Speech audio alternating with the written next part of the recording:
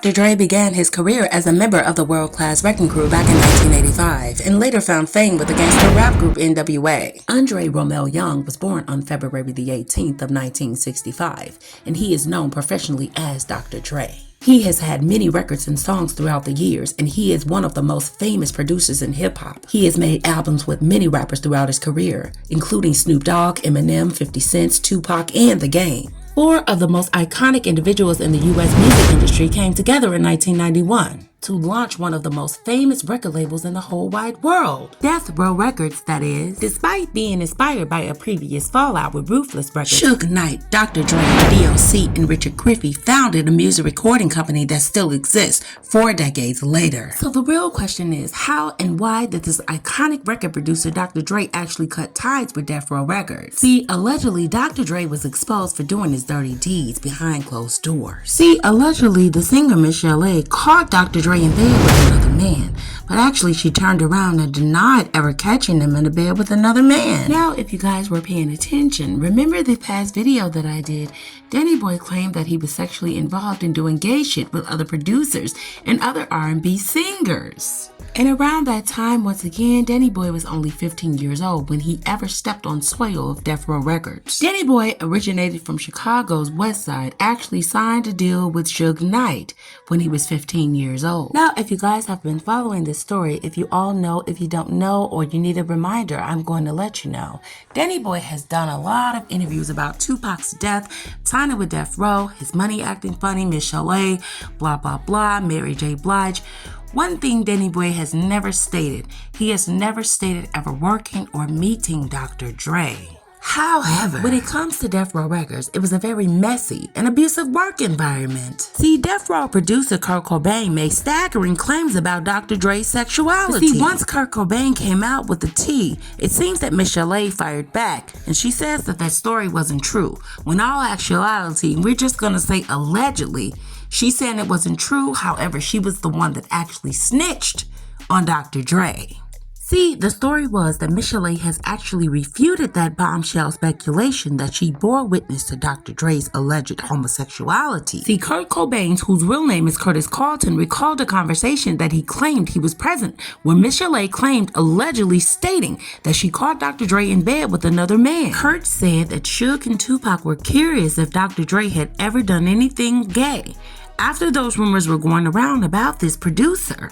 Remember, Danny Boy stated himself that he was sexually involved in doing gay shit with producers and other R&B singers. And I'm just going to clear the air and throw it out there, guys. Allegedly, it was stated that he actually done some gay shit with the singer Joe back in the day.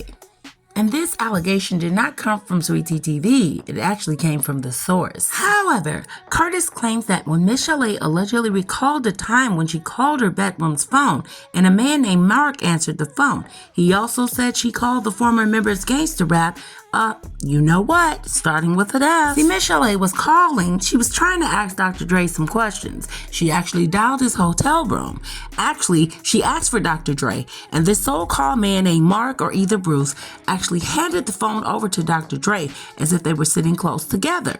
So Michelle A assumed that these two men were in bed together because they were very close when she called, and he actually handed Dr. Dre the phone. And see, after this story went viral, the neighborhood talk reached out to Michelle A for confirmation. And according to the news outlet, the Something in My Heart singer-songstress just denied those claims, and she called it all a lie. However, this alleged rumor that Michelle A denied went further because allegedly, guys, remember, she stated it to Suge Knight and also Tupac.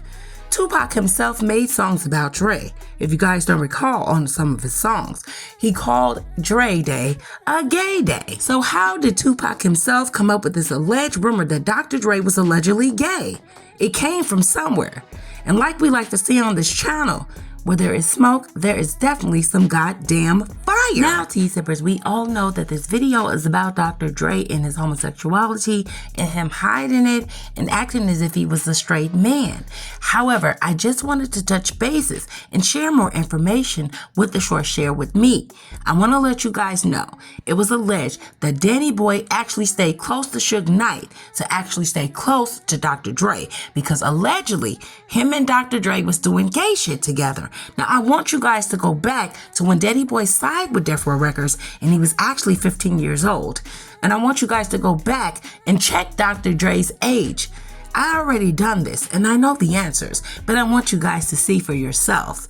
See, like I stated, it was alleged that Danny Boy actually stayed close to Suge Knight to stay close to Dr. Dre. Now back to Miss Chalet. See, she reportedly admitted that she had several talks with Tupac, but they never discussed Dre's sexuality. See, the source actually stated that Miss Chalet chose not to speak on Dr. Dre's secret because she only wanted to stay out of trouble. See, allegedly, Miss Chalet says she already got the beats by Dr. Dre, and she didn't want any more. And this would tell me why Dr. Dre actually came out with a headphone set called The Beats.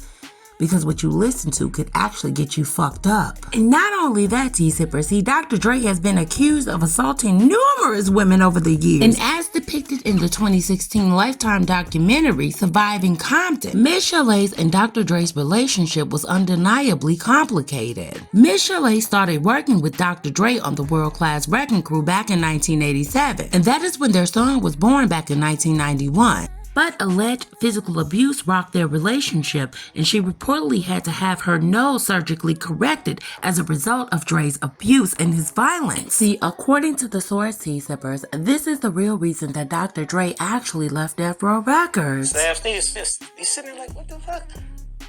Because in this mind, he's probably like, I invited all you motherfuckers. Nobody showed up. Ain't nobody gonna say like, yeah, this motherfucker invited me. I just didn't come. Everybody like, no. Just they like, who the fuck you signed to? Yeah, who the fuck you signed to?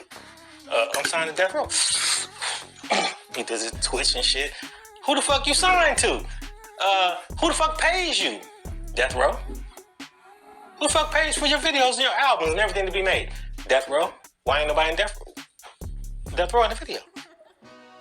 I don't think it's like Sneed head is like, he's probably like fucked up. Like, first of all, ain't none of you motherfuckers y'all not saying nothing about this shit. Pac, I just offered you beats. Before he can even formulate what the fuck to say and calculate what the fuck is going on, 6'8" comes up. He tells 6'8", come on, kick him in the ass. Now that's a new artist, a new group, 6 feet deep. 6'8" comes up, kicks him in the ass. He can't do nothing. Then Pac comes up, they talking. Pac saying some off the wall stuff to him about Dre. Is Dre gay? Have you ever seen Dre do anything gay? And he's saying no. Boom, boom, boom, boom, boom. Pac takes off on him. I'm like, damn, Sam Snead's getting his ass whooped in this little situation. Then Miss Chalet, she calls Miss Chalet up to the front and was like, Miss Chalet, have you ever seen Dre do anything gay? She comes up with this story about, oh man, this is gonna be some shit to get me in trouble with Dre, but no, that's all right. It shouldn't get me in trouble with Dre. She comes up with this story about Bruce and Dre being in bed together. And how she knew they was in bed together because she said she called her bedroom. And Bruce answered the phone. And she's like, can I speak to my husband? Or boyfriend, whatever the hell. And he was like, here. And Dre answered the phone. She's like, how the fuck these motherfuckers? That's my bedroom. Ain't shit in there but a bed. What the fuck is you doing giving the phone to a motherfucker and he's like right there? So, she tells this story. I'm not getting it all at the end. I'm actually like, what the fuck? Myself. So,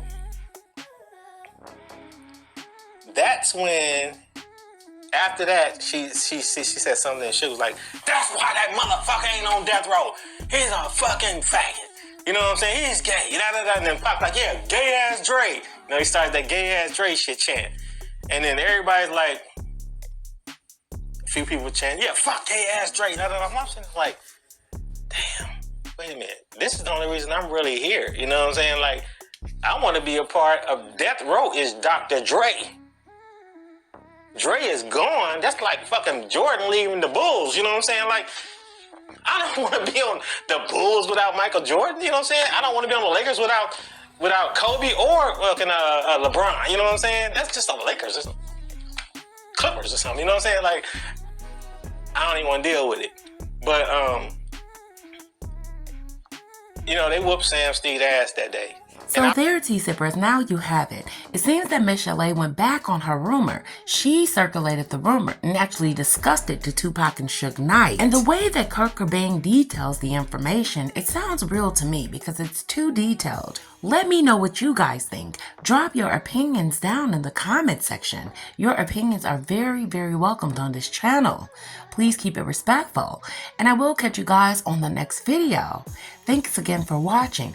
Please like the video, comment, share, and subscribe.